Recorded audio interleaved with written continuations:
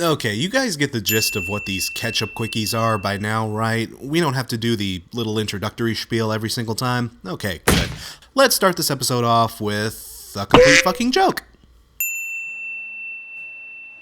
You know, of all the weird, strange, bizarre acts I've had to review over the years, I never thought the fucking papacy would enter into it. But when this thing was announced as being a progressive rock album, well, it officially stepped into my jurisdiction, so now not only do I have to face the wrath of fans when I slag this thing off, now I've got the wrath of God on my ass. Jesus, you just can't win in this industry. Well, to be fair, I'm not sure precisely how much involvement Papa Frankie had with this particular album. Oh, he shows up on it, a lot, but most of that's in the form of previously recorded sermons and speeches, in several different languages no less, Italian, Spanish, Portuguese, English, etc. So hey, props for reaching out to the international market. But remember kiddies, we're here to talk about the music, and just how hard can a Pope rock? Well, to paraphrase Bill Hicks, the devil still appears to have all the good music. See, all of Frankie's speeches are just overplayed with this generic-sounding pseudo-Euro-prog. It's not incompetently played or anything, but it's all just very... It almost sounds like the kind of music you'd hear while playing a mediocre, Western-developed RPG, you know what I'm saying? I mean, this isn't Skyrim or Witcher stuff, this is some two-world shit. And while it's competent, it's all just blander than a vanilla milkshake with bits of a Coldplay album sprinkled in it. I just have no idea who this thing is for. It can't be to help recruit young people into the church. Hell, the Protestants have already ran circles around you guys in that department. It can't be for the older Catholic grandmas to listen to. It's way too, quote, edgy for them. It's an album that, while unoffensive, I guess, just has no audience, and not much reason to exist. If a Pope rocks in the woods, does anybody hear it? Wake Up gets 1.5 hicks out of 5. Hey, since I brought it up, let's talk about Coldplay, shall we? You know, I never did get around to doing a full review of last year's Ghost Stories, but that's probably for the best, as my review would have just been 5 straight minutes of... But let it be known, I'm a little odd when it comes to my taste in this band. In my book, Parachutes and Rush of Blood to the Head are gold standard. Viva La Vida is a very close second, and Milo Xyloto, or however you say it, was just plain stupid. You're goddamn right I said it. Come at me, lame white 30-somethings, I ain't fuck. And given my stance on bands releasing yearly albums, this one had my bullshit detector firing off like gangbusters. I went into this one expecting to hate it. But before you chuck your whipless half-calf soy milk peppermint apple frappuccinos at me, you should know that I didn't hate this album. I mean, I didn't love it, but things are much more interesting and vibrant than they were on Ghost Stories, thank God. Coldplay is back into super pretty mode for this album, and the arrangements and instrumentation are all very poppy and bright. They just scream, sorry for boring you all to death last time, our bad. Actually, the sound is a bit more reminiscent of Milo Xyloto, and while I have my issues with that album, if the band just wants to straight up pretend Ghost Stories didn't exist, I'm perfectly fine with that, frankly. But I'm an old codger that misses the hell out of this band's simpler, stripped-down approach. I mentioned that the sound was poppy, and it really is on this album, like, to the nth degree. Fucking Beyonce makes a cameo. How much more poppy can you be? And to anyone out there that jumped because of the band's shift in sound, this album will do nothing to win you over. But Coldplay fans that are still hanging in there will probably be very satisfied. Happier than Ghost Stories left you, I mean, I can say that much at least. A Head Full of Dreams gets 3 Super Bowl halftime performances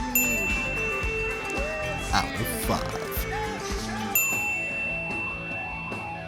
Ugh, let's get out of the doldrums and talk about an album that kicks ass, shall we?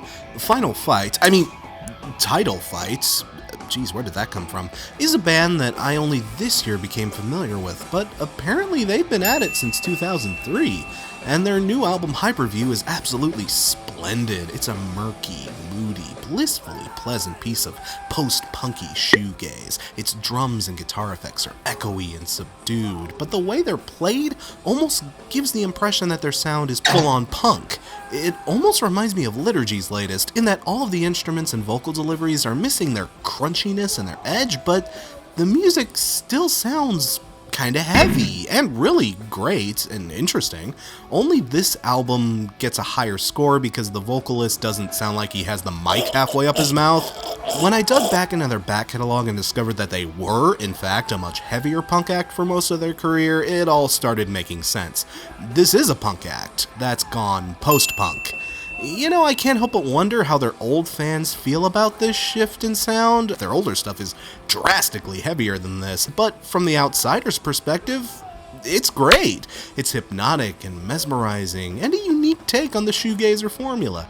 See, Puritans, it's not a bad idea for bands to change their sound every once in a while. It can lead to new and interesting music, and new people discovering them that might not have otherwise. Seriously, good for these guys for having the balls to step outside of their comfort zone. I'd say it paid off pretty well here. Hyperview gets 4 Mike Hagars. Pile driver a motherfucker into another motherfucker. Out of 5. You know what, I like this. Let's keep this positivity train chugging along, shall we? Okay guys, if you didn't pick up the Wonder Years latest, oh my god, go do it now. Again, this is a band that I personally only just discovered this year. I know, shut up. And holy god, it's like pop-punk heroin. Well, I'd say pop-punk, mostly because that's what they apparently started as, and that's what they're listed under Wikipedia for some bizarre reason, but most of what I heard on this wasn't what I'd call Blink-182 bait. If anything, this band has kind of an alt-rock, pop-punk hybrid with dashes of emo seasoned in there to taste. It's hard to put into words, I won't lie. In fact, the band that sprung to mind when listening to this album was brand new, weirdly enough. The hints of poppier origins are laced in there, but the thickness of the guitars and the screech of Daniel Campbell's vocals and the aching sincerity of the lyrics were giving me serious The Devil in God flashbacks. Hell, the album even ends with an aching, soulful acoustic number, just like Deja Intendu. Jesse, is this where you've been hiding all these years? For God's sake, man, we missed you. And while thematically I kept seeing daisies, their sound is a bit more true to their pop-punk roots than most emo was. It has a lot of moments of furious riffing and intense tempos, but it can also stop on a dime and switch to something much more slow and melancholy without missing a beat. And it's pretty amazing. Seriously, for those of you that like your punk melodious, but also very earnest and soulful, maybe even to that degree, yeah, definitely pick this up. Hell, even if you aren't, give it a spin.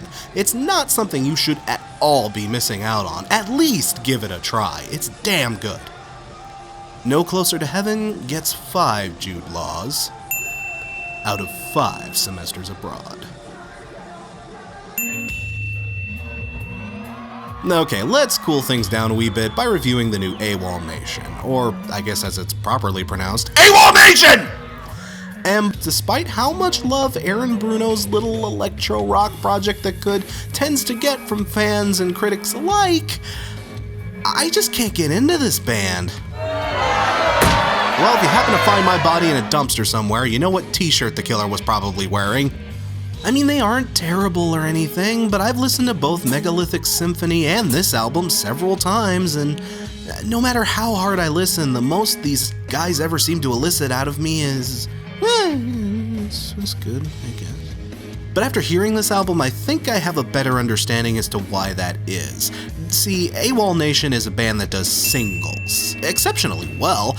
If I were reviewing this album on singles alone, it would probably score way higher, but I don't review singles, guys. I review albums, and AWOLNATIONs tend to have a lot of filler. Way too much. At 55 minutes 20 seconds, that's a lot of unnecessary fluff. I mean, it's far from the worst thing I've heard this year, and there are real moments of brilliance here and there, but the album as a whole is just crammed so full that even people who are fans of this band will probably end up hitting that skip button several times on their devices. And any album that makes you say, okay, get on with it 15 times during a sitting isn't looking at a 5-star write-up. I mean, look, I know some of you watch this show in hopes that I'll smother kisses all over your favorite bands, but for better or worse, I calls them like I sees them. I'm a critic, not an industrial blowjob dispenser. If you want reviews like that, go to the Metacritic user forums. I don't know. I'm not that guy.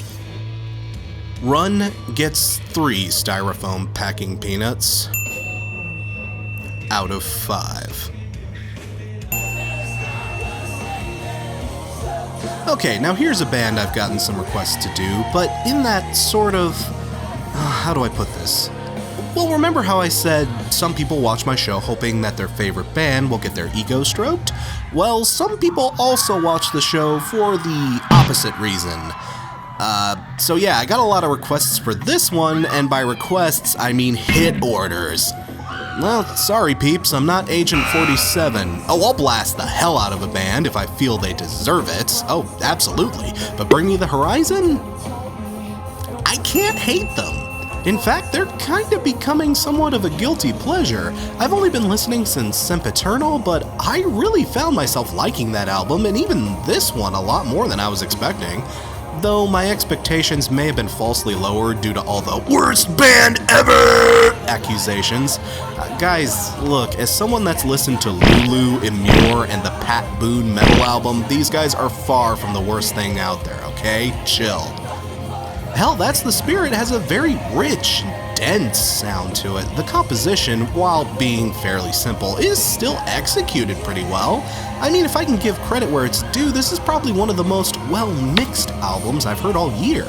It's a blend of metalcore and electronica that is very refreshing under the right circumstances. I often found myself coming back to this one.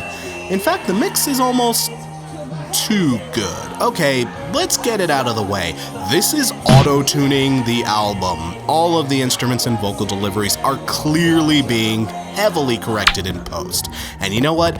I get why that pisses some of you off. Believe me, I understand. Not to mention that the lyrics can be downright hilarious in places. I mean, this band is very far from perfect. I get that, and I understand why some people would want to have 5 minutes alone in a cheese grater with these guys. In fact, I almost feel like I should be giving all my positive credit to the album's producer rather than the band themselves, but there is genuine potential here, and even though I can see the faults with these guys, believe me, they're getting nowhere near my best of the year list, I can't say that I hate them. It's a guilty pleasure, sure, but pleasure is still pleasure, and no amount of fanboy pissing is going to ruin that for me, and if you enjoy this band, it shouldn't for you either. If this sounds like something you might enjoy, pick it up, you probably will. That's the Spirit gets 3.5 in a metal moods out of 5. How about we move on to something a bit less subjectively awful and more just objectively terrible? Everyone can agree that this album blew goats, right? Well, I'm slacking it off anyway, so yeah. I'm sure some of you longtime viewers probably know that I never liked Mumford & Sons, even when they were out there making the fucking Dust Bowl the next big thing. But when I heard they'd be ditching the banjos and shitty suspenders, I figured I'd give them another chance. Maybe there was something beneath the gimmicks that everyone else saw, but I was just having too much trouble seeing behind my Coke bottle glasses of cynicism and hearing. And you know, say what you want to about other gimmicky acts, like Ghost or Baby Metal. At least, when all is said and done, their music still kicks ass. Mumford & Sons? Without their gimmicks, they barely fucking exist. I remembered not despising this album when I first heard it, but almost as soon as I'd listened to it, I'd forgotten all about it. And when I listened to it a second time, and a third time, and a fourth time, the same thing happened. This album is a vapor. All the melodies are generic to the point of meaninglessness. All the instrumentation and vocals are slow, meandering, uninteresting, uncreative, and boring. Oh my god, this album is the Lincoln Chaffee of pop music. And honestly, I think this is worse than what they were before. At least before, they were able to elicit annoyance out of me. They were gimmicky and grating, but give them credit, I'll have Little Lion Man stuck inside my head until the day I fucking die. I gotta at least give them that. I actively dangled my brain in front of this album like a carrot on a stick, trying to get them to infect me with their blandness, and they couldn't even be bothered to try. That's kinda depressing. It's an album that does nothing, evokes nothing, and ultimately means nothing. This basically just confirms what I've always suspected about the band. They're nothing but the gimmicks. Without the gimmicks, they're Oreos without the cream, they're pizza without the sauce, they're Donald Trump without the racism. And guys, it's hard to review an album that doesn't even fucking exist. Wilder Mind gets one piece of nothingness out of 5. Alabama Shakes. Crash approved. This is something that's wholeheartedly unique, earth-shaking, and doesn't need a fucking factory of engineers to sound gorgeous. The Alabama Shakes is a band that almost defies logic. They're a mix of southern rock, garage rock, blues, soul, and fucking gospel. And they're fronted by one of the biggest goddamn earth-shattering voices I've heard in years. It's like the Commodores if they were fronted by Aretha Franklin and she was shredding a Stratocaster like a motherfucker. God damn, what even is this? In a scene where bands can seem so samey, so homogenous and boilerplate, these guys are truly unique. They're almost difficult to even review. I wouldn't know where to begin. Every note is on point, every chord and riff is elegantly executed, every shift in space and tempo is perfectly arranged, and every member of this band gives 110% of themselves, and it's clear that they're having a blast doing it. It's new, it's fresh, it's unique, it's like nothing I've ever freaking heard before, and I almost feel like I'm not doing it justice putting this into words. This is an album you just have to hear to believe, people. No amount of ass-kissing on my part is going to equal the effect of just digging this album up somewhere and listening to it. Seriously, go give it a listen, thank me later. Just, yeah, potential album of the year material, guys, without saying. Good shit. Sound and Color gets 5. Seriously, go listen to it. You know what, fuck it, let's go ahead and just keep talking about how awesome Sound and Color is. You know, I'm so glad that bands like this exist that are willing to push boundaries and experiment with what the rock sound can be, because remember what I said about so many bands being samey, homogenous, and boilerplate? Well, all of those images I used there could have easily just been replaced with pictures of Benjamin Burley's face. I mean, I hate to rain on your parade, people. I know some of you genuinely love this band, and when they announced they were getting back together, by which I mean Ben Burnley's literally the only returning member, I heard a lot of people celebrating, but for the life of me, I can't imagine why. I mean, Breaking Benjamin were never what I would call bad, but they were so meh. They had a few good songs, maybe, but nothing that would make me salivate to have them back. They were just okay, with a question mark? And it appears that time, and a near entire lineup change no less, hasn't really changed anything either, because this stuff sounds almost exactly the same as everything else they've ever put out. I'm sorry, people, but yawn. Major freaking yawn, people.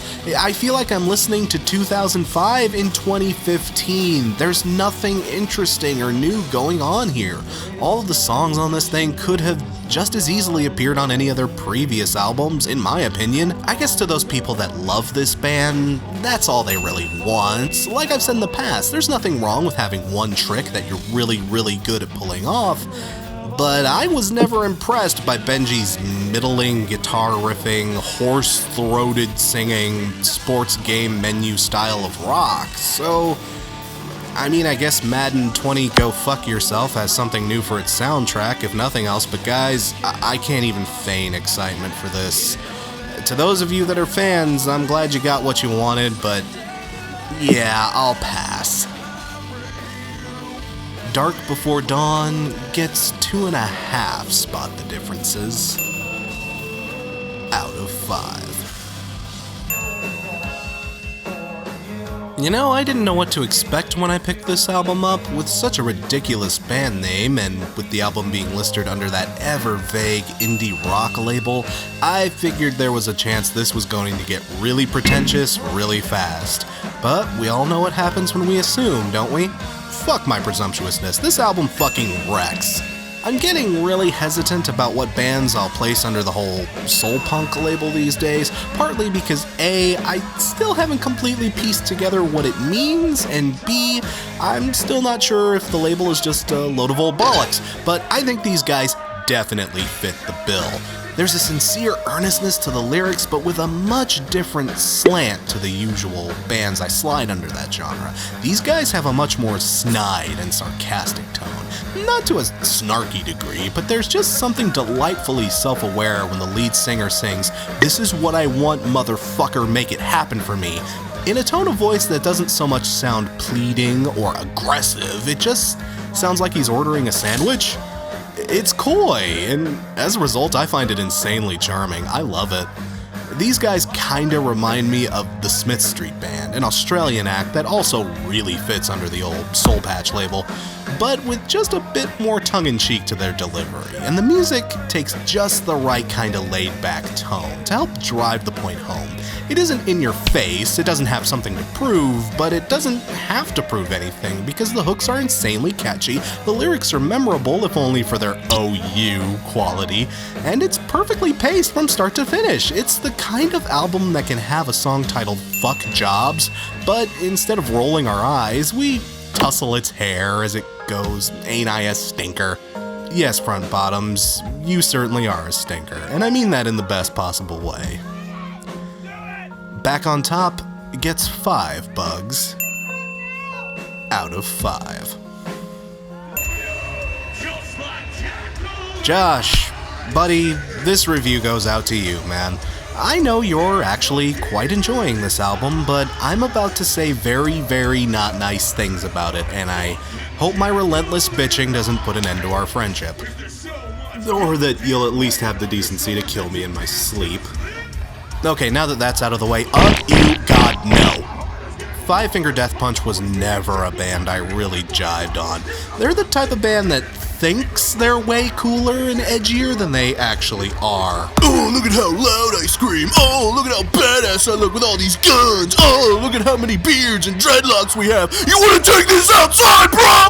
The only thing that's cool about this band is maybe their name, and even then plagiarizing the 4th best Tarantino film isn't gonna win you any points in my book.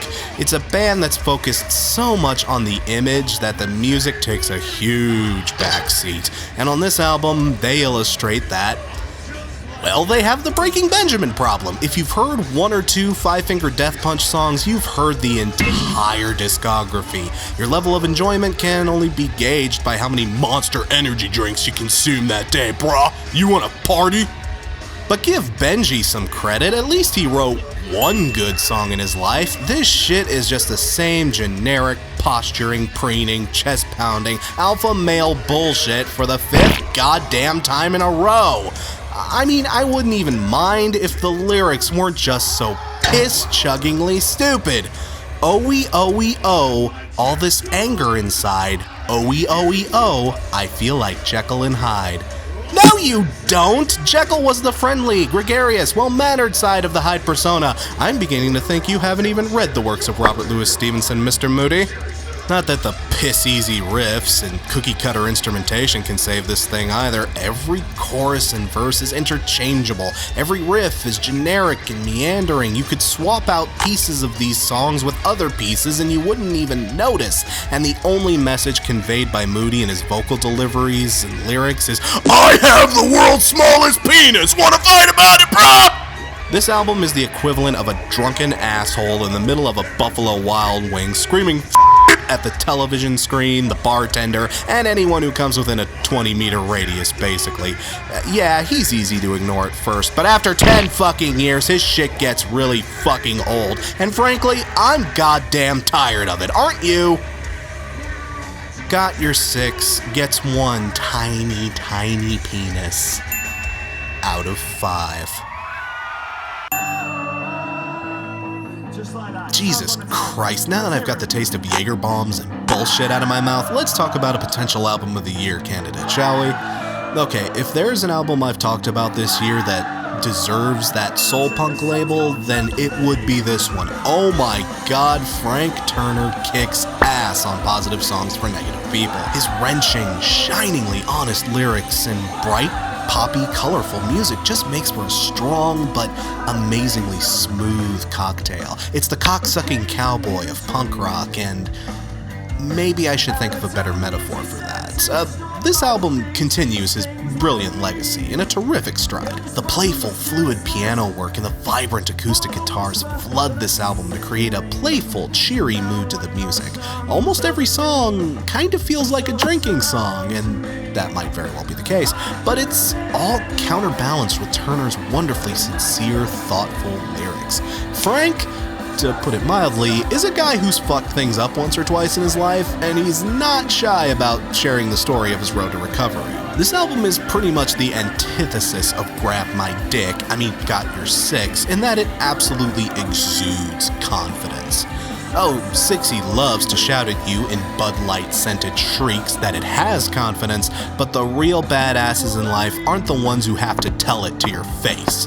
It's the ones who know they've made mistakes, the ones who realize their faults and work diligently to rise above them, day by day, year by year, until they become strong. And this album exudes that kind of strength. The strength through learning, the strength through experience, and not just the strength through bench presses. 6 Sexless can scream all it wants to, but ultimately it has nothing to say. Positive Songs actually has a story to tell, wisdom to impart, and a sense of understanding of what it is to be human. To me, this is how you convey you're a badass, not by volume, not by hairstyles, but by sitting in that recording studio, combing through yourself with honesty, integrity, and sincerity, and transforming it into the best, most goddamn creative work you can muster. And this album is 10 times more badass than anything and everything Lesser Acts will put out. Positive Songs for Negative People gets 5 actual badasses out of 5.